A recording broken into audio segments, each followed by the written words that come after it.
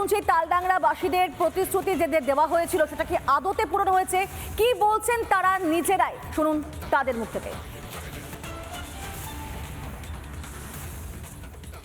বন্যার সময় আমাদের এই ডেলিভারি অসুবিধাগুলো প্রচণ্ড ভোগ তো করতেই হয়, সেদিকে নচেত এই ভোটের সময় বাবুরা সব আসে আর প্রতিশ্রুতি দিয়ে যায়। তোমার ফাল্গুনী বাবু আছেন, উনিও প্রতিশ্রুতি দিয়েছিলেন, এখনও আমরা এই কষ্টভোগেই চলছে।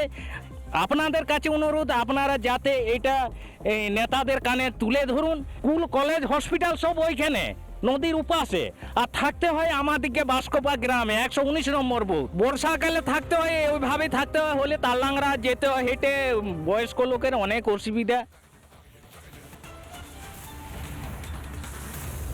এটা বহুদিনের সমস্যা।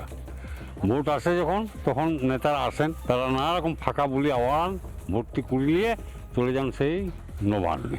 আমাদের এখান থেকে 16 কিলোমিটার রাস্তা আপনার ব্লক প্রাথমিক স্বাস্থ্যকেন্দ্র।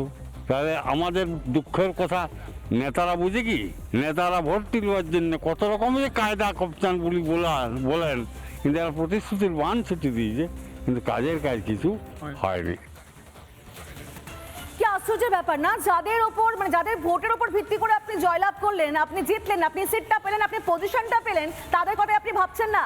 দীর্ঘদিন ধরে পাকা সেতুর দাবি করছেন এলাকাবাসী, পাকা সেতু পর্যন্ত এখনো তৈরি হয়নি। তাহলে ভোটে জয়ের জন্য বা ভোটে প্রচারের জন্য যখন বারবার দোরগোড়ায় গিয়েছিলেন, তখন সেই কথাগুলো মনে ছিল না যে আমি এই সিটটা পাওয়ার পর এটা রাখবো না, এই প্রতিশ্রুতি আমি রাখতে পারবো না। দেখুন ছবিগুলো আরো একবার দেখাচ্ছি, এই হচ্ছে সেই ভগ্নপ্রায় সেতু। মানে এখন নর্মালি আপনারা জানা বুঝতে পারছেন, একবার বর্ষাকালে সেখানে গিয়ে দেখবেন বা সেই ছবি দেখাবে রিপাবলিক বাংলা আপনাদেরকে, তখন যে কি ভয়াবহ অবস্থা হয়। দেখুন একটা গাড়ি পারাপার করছে, ম্যাক্সিমাম তার অংশটা, গাড়ির বেশিরভাগ অংশটাই হচ্ছে জলের তলায়। এইভাবে কি আদতে কোনো রিস্ক নিয়ে সেখানে কাজ করা যায়? ভগ্নপ্রায় একটা সেতু কোনোভাবে নির্মাণ করা হয়েছে, যখন তখন ভেঙে পড়তে পারে। জয়পন্ডা নদীর ওপরে এই সেতু, যেটা হচ্ছে একেবারে ততই বছর অবস্থা, কিন্তু সেখানে কোনো রকম ভাবে কোনো হেলদোল নেই প্রশাসনের। মানে ভোটে আমি জিতে গেলাম, আমি জয়ী হয়ে গেলাম, তারপর আমি সিটটা পেয়ে গেলাম, এবার আর আমার কোনো কাজ নেই, এবার আর আমার কোনো দায়িত্ব বর্তায় না। আর সাধারণ মানুষরা যারা তাদেরকে ভোটে জেতায়, তাদের তাহলে দাবিটা কিভাবে পূরণ হবে? দূর দূরান্ত থেকে জল আনতে হয়, রাস্তা খারাপ, এবং একই সঙ্গে সেতুর এই অবস্থা। একটা পাকা সেতু পর্যন্ত তৈরি করে দেননি এই বিধায়ক। তবে শুধুমাত্র কি সেতু? একেবারেই না। সেতুর পাশাপাশি কিন্তু এলাকাবাসী দীর্ঘদিনের অভিযোগ হচ্ছে জয়পন্ডা মিলন সেতুর গার্ডওয়াল নিয়ে, যেখানে বছরের পর বছর ভেঙে পড়ে রয়েছে সেই গার্ডওয়াল। আর এর জেরে কি হচ্ছে বলুন তো? এর জেরেও কিন্তু ফি বছর বর্ষা এলেই দুর্ভোগের শিকার হচ্ছেন আম জনতা। দেখাবো সেখানকার ছবি, দেখুন আমাদের প্রতিনিধি মিনময় কি ছবি তুলে ধরেছে। একদিকে রয়েছে খালগ্রাম, অন্যদিকে রয়েছে রতনপুর। এই যোগাযোগের মূল মাধ্যম এই জয়পন্ডা মিলন সেতু।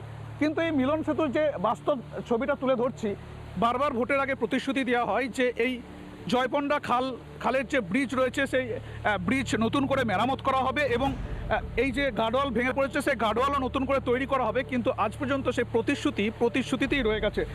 যে গার্ডওয়ালের যে দেওয়াল ছিল, সেই দেওয়াল কিন্তু একদম ভাঙা অবস্থায় পড়েছে। আমি যে জায়গাটাতে এখন দাঁড়িয়ে রয়েছি, এটাও কিন্তু একটা ভাঙা অবস্থা, একটা বড় দেওয়াল ছিল, সেটা কিন্তু ভেঙে পড়েছে। এবং বর্ষাকালে যেটা গ্রামবাসীরা বলছেন যে এত পরিমাণ জল প্রবাহিত হয়, একদম ব্রিজের উপর দিক দিয়ে জল পৌঁছায় গ্রামের মধ্যে।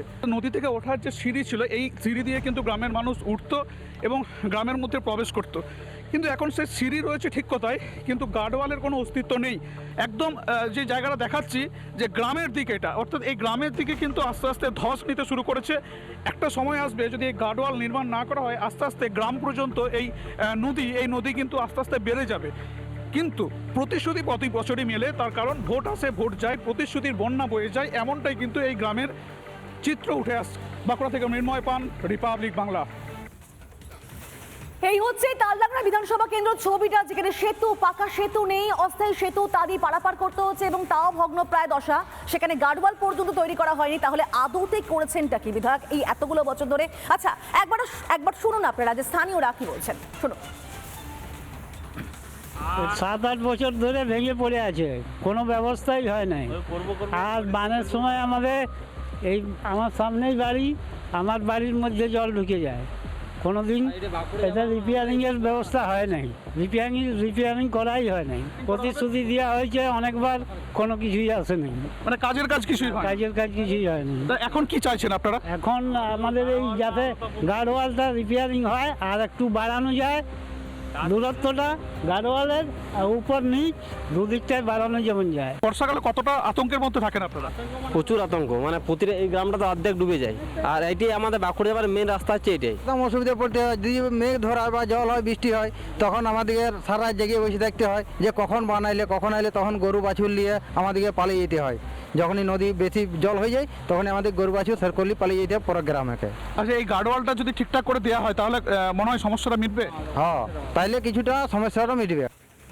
নানা ধরনের কন্টেন্ট দেখার জন্য লাইক করুন, শেয়ার করুন আমাদের ফেসবুক পেজ, সাবস্ক্রাইব করুন আমাদের ইউটিউব চ্যানেল। পাশাপাশি অন্যান্য ব্রেকিং নিউজের জন্য অবশ্যই চোখ রাখুন রিপাবলিক বাংলায়।